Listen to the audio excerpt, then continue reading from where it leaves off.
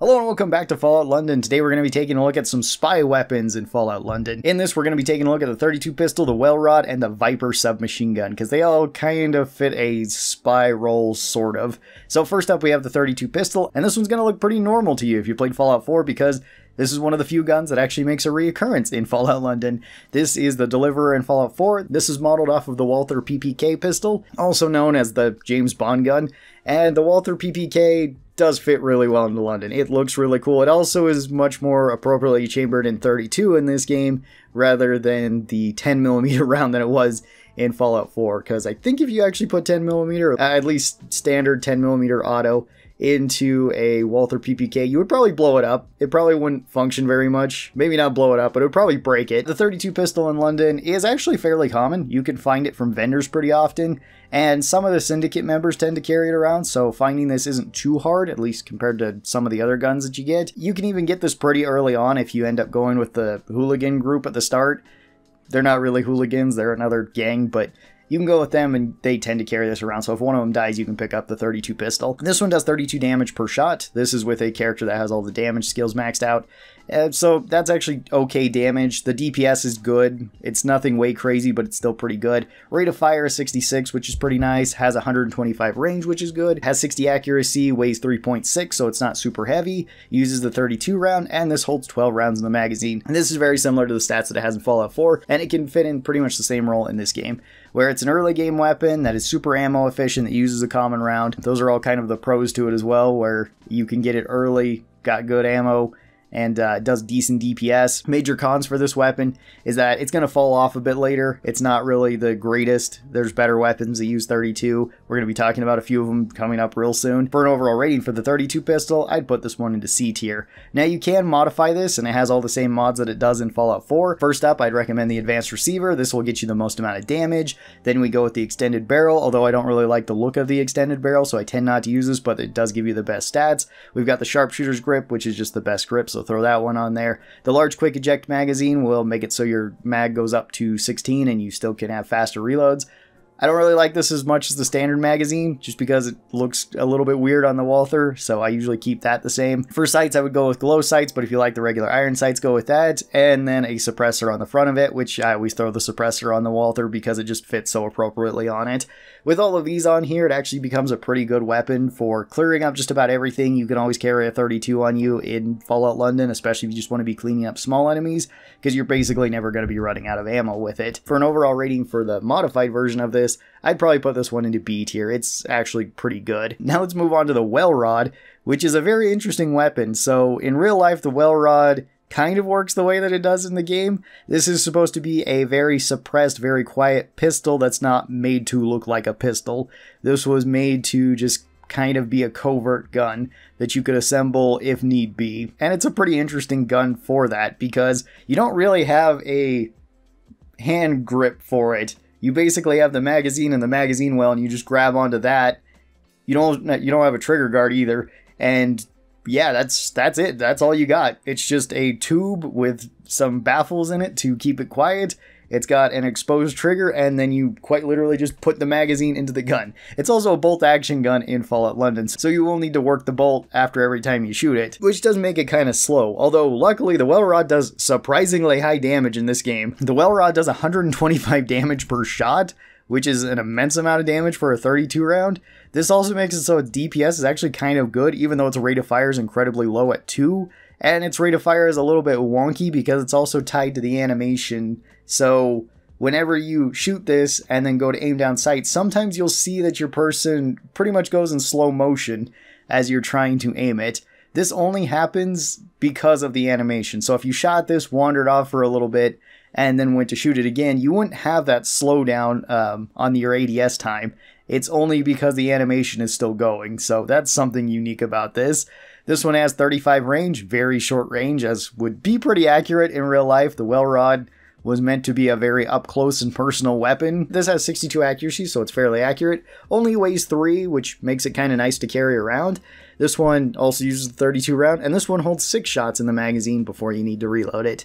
This one's actually pretty good for just carrying around with you because it's super lightweight. It uses the most common round in London, and it does really high damage as well as it is naturally suppressed. So if you're going with a Mr. Sandman build, you just get more damage thanks to that. So that's pretty good. As an overall rating for the Well Rod, I'd probably put this into B tier. It's decent enough, although these things are very hard to find. So that does make it kind of difficult to recommend. You can also modify the Well Rod, but you can only modify 2 things about it. One is the barrel, which you can either have the standard barrel or the calibrated barrel, which is just a barrel, but you've put tape around it and somehow it does way more damage.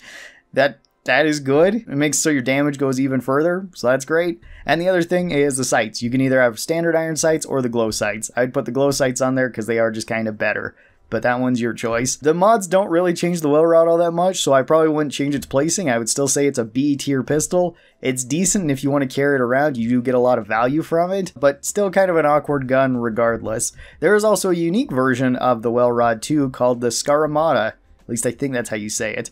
This one is a gold-plated Well Rod, which for some reason has 300 damage per shot on it. It also lights things on fire. It already has the incendiary effect on it, so that's kind of cool. This one is just better than a regular Well Rod. You can't really change it all that much besides changing out the sights because the gold-plated also counts as the barrel. So it's unique in that way. It's similar to like how the sacrificial blade works in Fallout 4, where the blade, or in this case the barrel, is what makes it unique. If you do manage to get this gun, it is really good. It's arguably one of the best pistols in terms of damage per shot, and it's one of the most ammo efficient pistols in the game. But I don't think I could put it up into like S tier. I would still say it's a very high A tier because of how much value you get from it, but just the simple fact that it's a bolt-action pistol with low rate of fire makes it a little bit hard to recommend. And then we have the Viper submachine gun, which this one is a bit of an odd submachine gun too, because this one is based off of a real-life gun.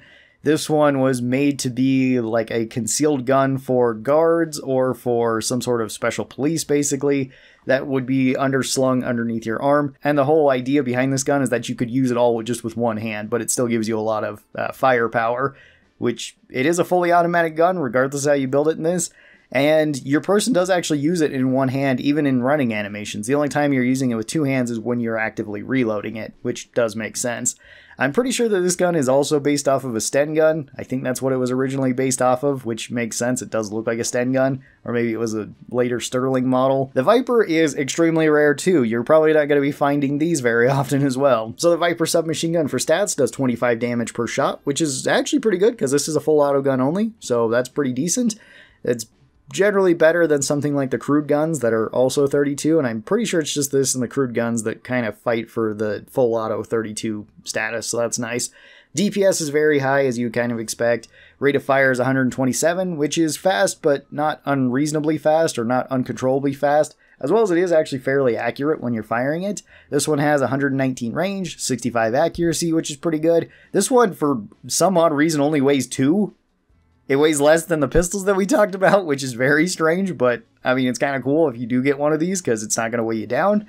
This one also uses a 32 round, and this one holds 32 rounds in the magazine normally. If you do manage to find a Viper submachine gun, it actually works pretty well in most circumstances, doing good damage per second and making good use of the round. It also holds a decent amount of rounds because of the larger magazine, which can be increased even further. So for an overall rating for the Viper, I'd probably say it's B tier. It's pretty good for a full auto weapon. There is some mods you can also throw on the Viper, and some of these are pretty interesting that they chose. So for a receiver, I'd recommend the powerful full auto receiver. This will just get you the most amount of damage per second. It's just the best one that you can put on there. For a barrel, I like the look of the long ported barrel. The long fluted barrel, I think actually gives you a little bit better stats, but I don't really like the look of that one as much. For a magazine, I went with the large quick eject magazine because that doubles your overall mag size, although you can put a drum magazine on this and make it so you have like 120 rounds in the magazine, which is a lot.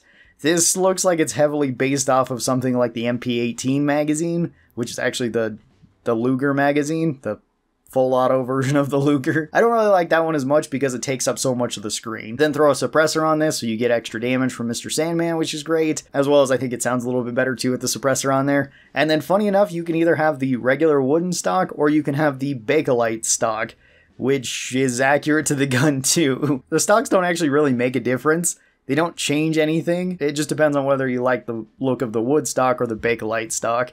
So I just went with that, and it's kind of funny that it is a Bakelite stock, since that would be what a lot of early synthetic stocks would be made out of.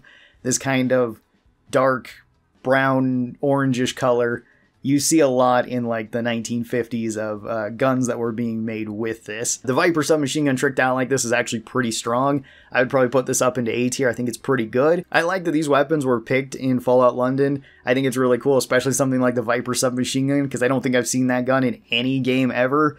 And it's cool that they put it in here. I know these are all based off of mods, so you could have all sorts of oddball guns, and the Viper definitely fits. The Well Rod we've seen in other games before, as well as the Walther PPK, isn't too weird, but the Viper's something a little bit unique. I wasn't sure if I wanted to include it with these weapons or if I wanted to put it with the Sten gun and some of the other submachine guns that I have planned. Tell me your thoughts on these weapons. Which one is your favorite? I hope you guys enjoyed this video, and I'll talk to you next time. Bye-bye, everybody.